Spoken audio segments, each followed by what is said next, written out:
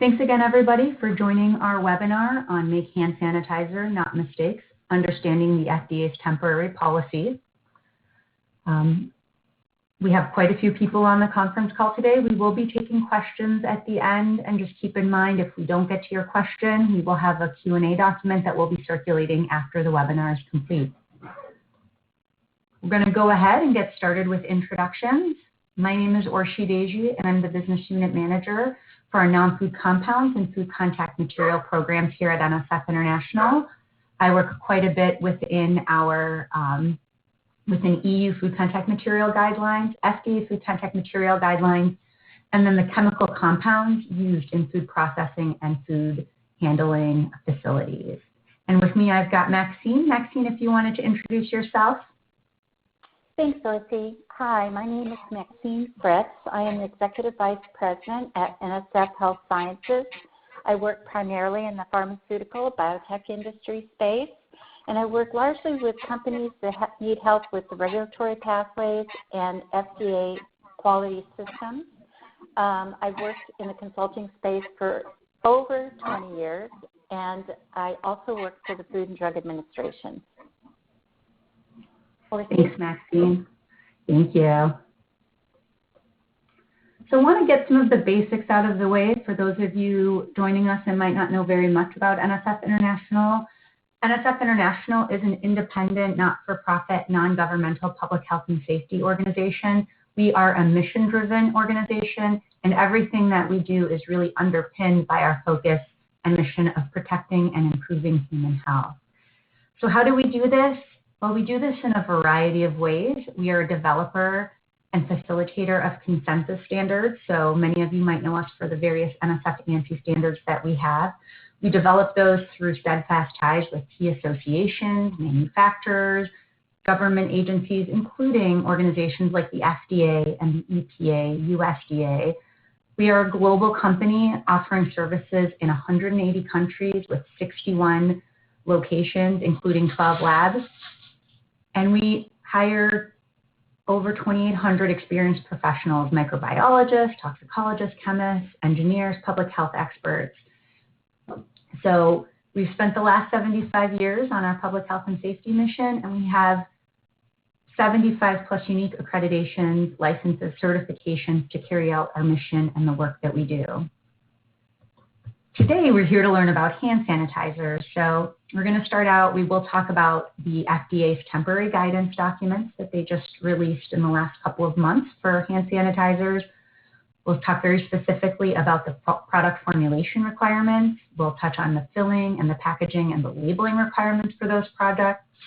We'll also talk about the facility and the equipment and personnel, different considerations you should undertake, the shipping of these potentially hazardous chemicals, and of course, FDA establishment and registrations that are necessary. And then we'll take a step back and also talk about hand sanitizers in food processing and food handling areas.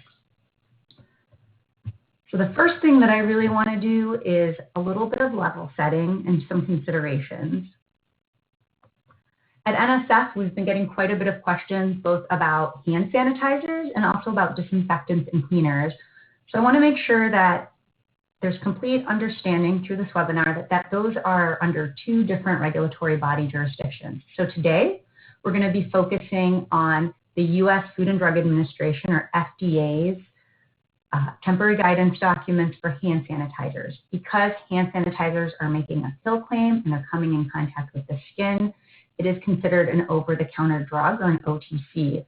And because of that, it is under the FDA's jurisdiction. However, on the flip side of that, where we get quite a bit of questions is any kind of disinfectants or surface sanitizers or ozone generators, these products that make disinfectant claims. So those are under the jurisdiction and the registration of the U.S. Environmental Protection Agency, or the EPA, and under that FIFRA Act. So again, today, we're not focusing on those surface sanitizers or surface disinfectants. What we're really looking at is hand sanitizers, which all fall under the FDA's jurisdiction. So with that, what I'm going to go ahead and do is pass it along to Maxine. She's going to go ahead and go into some details about the temporary policy. Thank you, Lexi. So it's really important to note that under this temporary policy that there's really only two options for hand sanitizers. And the two options follow a formula that is consistent with the World Health Organization recommendations. The active ingredients are either alcohol, that's ethanol-based, or isopropyl alcohol. There's some inactive ingredients. There's glycerin, hydrogen peroxide, and then sterile water or purified water that must meet USP. So the inactive ingredients, including the alcohol, must meet a USP grade.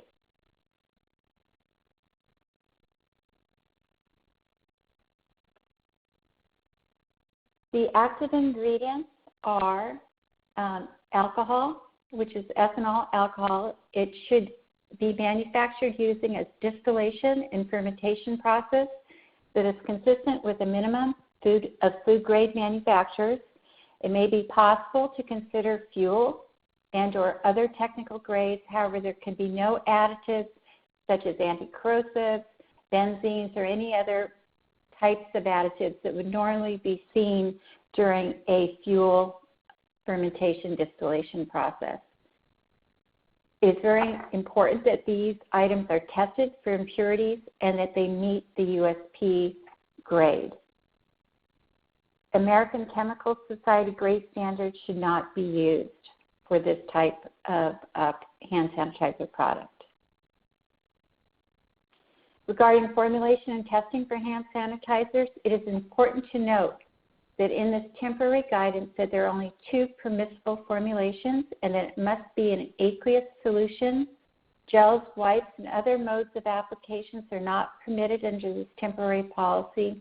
And should you have a product that falls outside of this policy, then it would be required to meet a USP monograph for topicals. Drug GMPs would be required at this point, along with a regular pathway to register as a drug establishment and list the products. Now, getting back to the formulation, it is important that the glycerin and hydrogen peroxide meet USP grade. In addition, the water must meet a USP purified water requirement.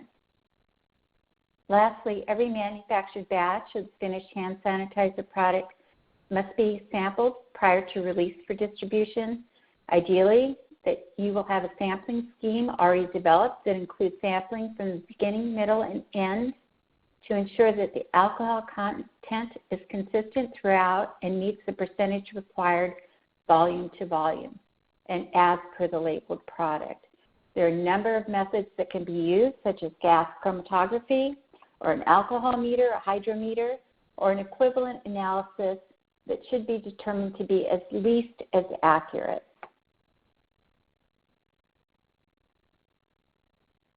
Formulation and testing for the hand sanitizer. This policy does not apply to hand sanitizers, gels, or foam products because different or additional ingredients may impact the quality or potency of the product.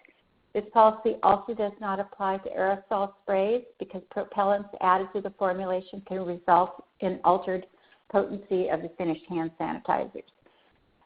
The interim policy also does not apply to aseptic skin preparations. Safety concerns. There are some safety concerns associated with the alcohol.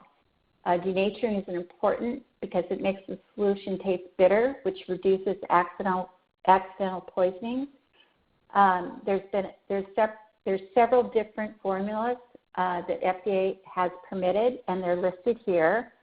But again, it's very important that the alcohol itself is denatured so that children don't accidentally ingest the product. Again, lastly, you will have to have a way to accept adverse event reports for any products manufactured, and you will be required to submit any adverse reports to FDA.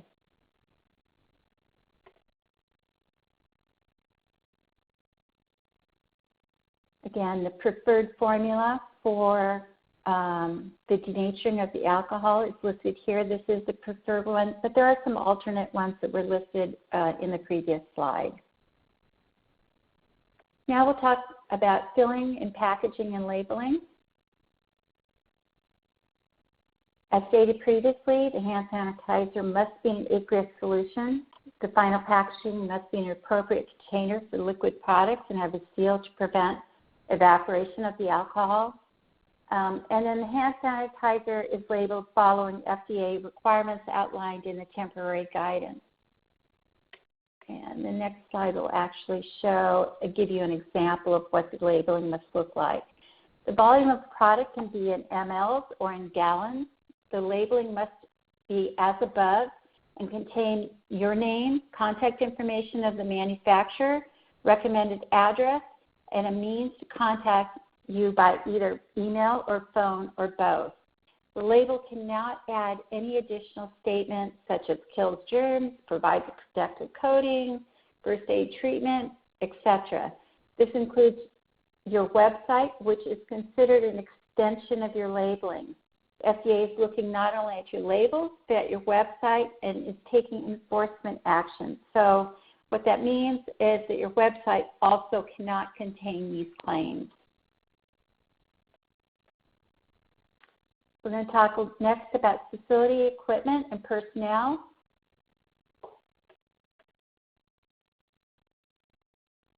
It's really important that not all equipment or processes are designed for high concentrations of alcohol. Your equipment can degrade. Pumps and packaging equipment may not have the right electrical rating to allow for safe operations. It's important to note that alcohol is highly flammable and explosive. Hydrogen peroxide is flammable. You have to make sure that you have the right systems in place to suppress these conditions in the event of fire and explosion. You have to consider your construction codes, where you're located, to make sure that you will not have a problem with your city or county requirements or state. And make sure all your personnel understand the safety requirements and takes all necessary precautions. Now, which facilities should get registered? So the formulator must be have their establishment registered. They also must have an NDC labeler code.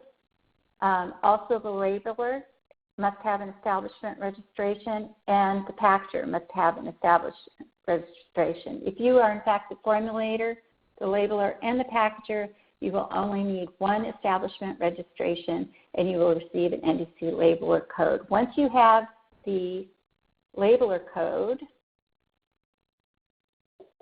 you will be able to register and list your product. It's imperative that the active ingredients are correct and the correct volumes are accurately measured. You must document the addition, including measurements of materials, and each key step in the manufacturing of each batch of the hand sanitizer product. I would recommend a bound notebook to document the process. Include all test data, including the raw test data, in a bound notebook. Lastly, the hand sanitizer must be formulated, filled, packaged, and labeled under sanitary conditions. All equipment used must be clean with no other contaminants introduced, and the equipment must be found suitable for use. Make sure you know how this equipment was previously used, when it was cleaned, and how it was cleaned. We want to make sure that there's no lingering residue that could cross-contaminate the hand sanitizer product.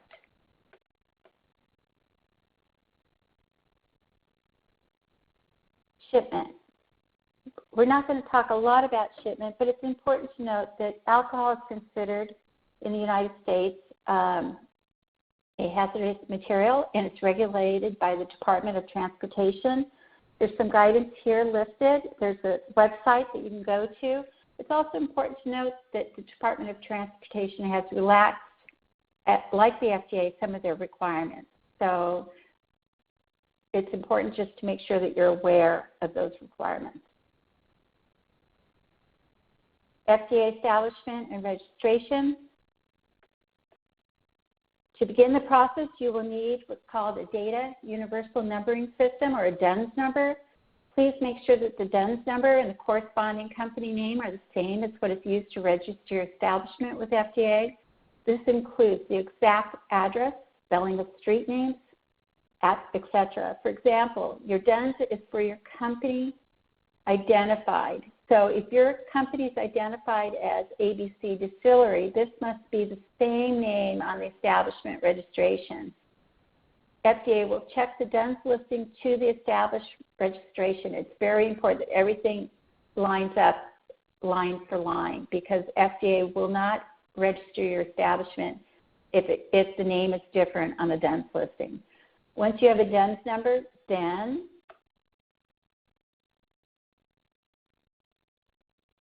you can begin the establishment registration. Please note that this is a serial process that is to be done in sequence. Once you receive the notification that FDA has registered your facility, a National Drug Code, or NDC, will be required for your product listing, and the NDC code should be identified on your product label where possible. Please note that the purpose of the establishment registration and product listing is a way for FDA to track their facility's manufacturing, packaging, and labeling operations.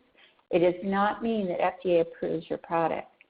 The establishment registration and product listing under this temporary policy is exactly that, a temporary condition, and at some point you likely will no longer be able to manufacture this product without going through a traditional regulatory pathway.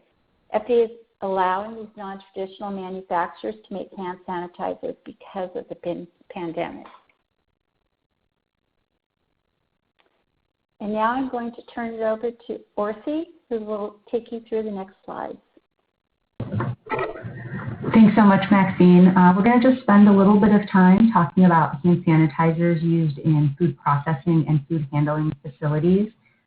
I'd mentioned at the beginning of the presentation that one of the teams I work with is our Non-Food Compounds Registration Program. The Non-Food Compounds Program, some of you might have heard of before as the USDA White Book. It is the historical USDA White Book that we took over in the early 2000s from the USDA. So it's a registration program that really just addresses the chemical compounds used in food processing and food handling areas. It encompasses over 70 category codes, so cleaners, lubricants, water treatment chemicals, disinfectants, and hand sanitizers as well.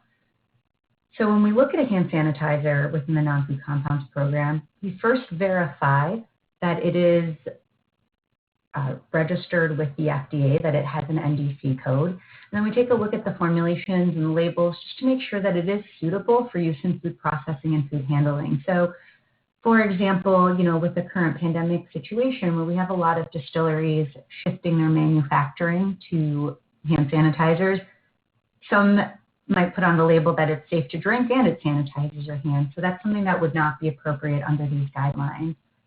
The other thing that we do is we have all of the products that are registered with NSF publicly listed in the NSF White Book. So it really connects food manufacturers to the products that are registered both with an EPA, FDA, and are safe to use within their food facility. So these products that are registered have a formulation review, a label review. In some cases, there's definitely testing that's involved, and then there's a public online listing. So in non-foods, when we take a deeper dive into the formulation, we verify the acceptability of all of the ingredients. If there's any proprietary mixtures or supplier formulations, it's all information that we also get. Traceability is a really big factor, so we want to make sure that the product trade name that's on the label is actually on an MSDS, actually appears in our listing. If there's any ingredient statements on the label, we want to verify that they are correct and those are ingredients that are actually found in the product. If there's any language translations, those are also things that we verify. And once again, we want to make sure that the use instructions do not contradict the category code end use. So if a product is being registered, let's say, to a cleaner category code, one of the things that we require within some of the cleaning category codes is a potable water rinse. So if the instructions would just say clean and wipe, that would be in contradiction to what the category code actually allows. And finally, when regulatory requirements are there, such as 21 CFR and 40 CFR labeling, and some of the labeling under FIFRA, those are all things that we verify as well within the non-food program. So with that, I want to take just a step back and really bring all this information together for you guys. So first and foremost, the temporary guidance that we're talking about from the FDA applies to hand sanitizers in liquid form only. I'm seeing quite a few questions come in about what about gels? So there are existing monographs from the FDA that are still valid, the more traditional routes, and those are still acceptable. However, the temporary guidance that we're discussing today applies to liquid forms only. In addition to that, you have to follow the formulations that are outlined in the temporary guidance document exactly. So not adding additional ingredients, really just taking that and going with it. The purity of your ingredients matters. So make sure that you can reach the purity that's outlined and you have the various grades that have been talked about here today. The labeling is really important as well. Again, within that temporary guidance document, the FDA offers very clear guidance and examples of how the product should be labeled. Even though it is a temporary guidance, the facility still has to be registered with the FDA. And then just again, taking a step back, consider some of the liabilities as you're transitioning your manufacturing to hand sanitizers. Make sure that everything that you're doing in the safest way possible. And again, that you're following all of the guidelines as they are outlined here. So what are some of the things that NSF can do to help? So we're really fortunate. I've got Maxine on our health sciences team. Maxine and her group can act as a foreign agent for international manufacturers trying to bring hand sanitizers into the United States. They can help with facility registrations and the product listings and offer a whole breadth of services around consulting. So again, hand sanitizers are considered an over-the-counter drug here in the United States. And what's great about the Health Sciences Division is that they can consult on every step of the way. So they can get your product from concept through to the FDA as well. On the flip side of that, within the Food Safety Division, we have the Non-Food Compounds Registration Program. So within this program, we are a third-party verification. Because there's an NSF mark on the product, it is non-consultative. So if a product comes to us and it doesn't comply, we can't consult on how that product can be brought into compliance. What the non-food compounds registration does is really help a manufacturer gain acceptance into the food industry. So non-food compounds registration is not required for a hand sanitizer. I just want to make that really clear. It's really that additional step if you want to go into that food industry. Now, with that said, it's really exciting that Maxine and I can share our expertise on this webinar, but the work that we do, the consulting and the registration, are delivered operationally by two separate teams. Again, these are services that we have to keep separate here at NSF International.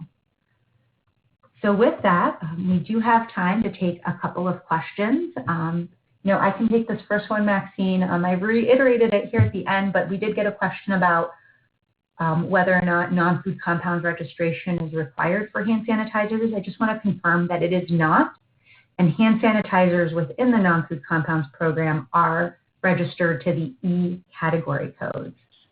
Now, Maxine, one of the questions that we're getting here is how long do we anticipate this temporary guidance to last for? That's a very good question. Right now, what we're anticipating and what we're seeing through other companies that we've registered for them is that the FDA has an expiry date of the registration at the end of the year, or December 31st. We do not know at this point. FDA has not clarified if they will do a blanket delisting. In other words, they've identified this segment as a temporary condition, and they will delist everyone, or if they will possibly extend it. It largely depends on what goes on with the pandemic and how quickly we come back into a normal condition. So right now, it's at least through the end of the year.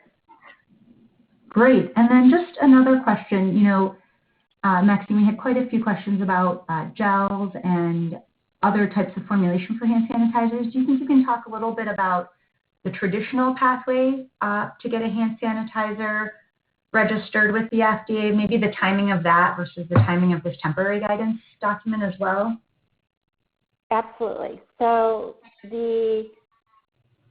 for gels and other ingredients that are typically seen in more traditional hand sanitizers or other types of formulations, there is an OTC, an over-the-counter drug monograph that should be followed.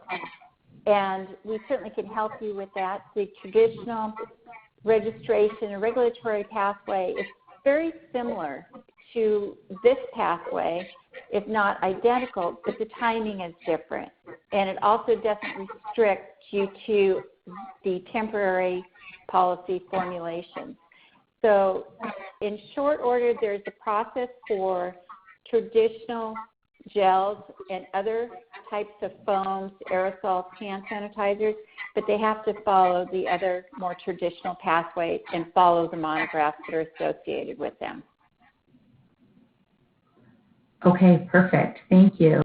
And then just, we had one more question here that I think we have time for, which was, is there any difference in the manufacturing requirements for a traditional hand sanitizer versus what's in this temporary guidance?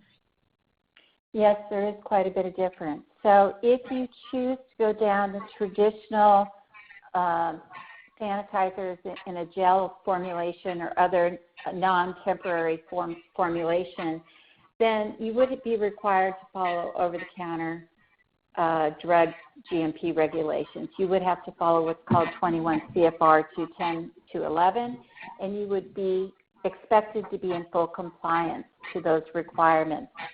So that is the one big difference, whereas FDA is providing some leeway for the under this temporary condition. They still require sanitary conditions. They still require some documentation and obviously some testing, but it's not to the extent you would normally see in a traditional over-the-counter drug product. Perfect. Thanks so much, Maxine. And so with that, we're going to wrap up the webinar. Again, we're going to follow up with a copy of the slides and then also a Q&A document from all the questions that we've received. If you have any questions, please don't hesitate to reach out to Maxine or myself. We're both here to help, and we can help you guys get your product recognized and registered. Thank you so much, everybody. Thank you.